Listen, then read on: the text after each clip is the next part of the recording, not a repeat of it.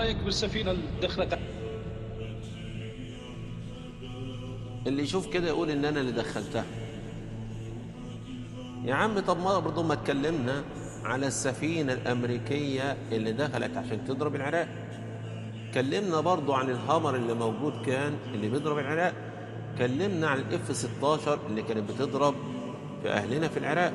أو حدثونا عن السفن الروسية اللي دخلت عشان تساعد الشيعة فين؟ في سوريا.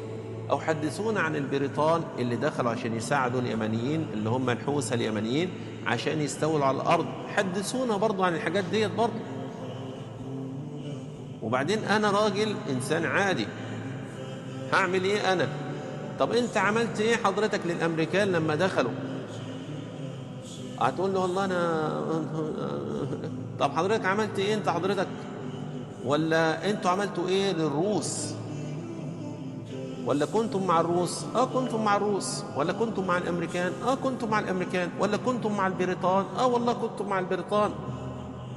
فمعلش يعني ما فيش واحد وسخ يجي يدعي الشرف علينا. حصاد الرصاص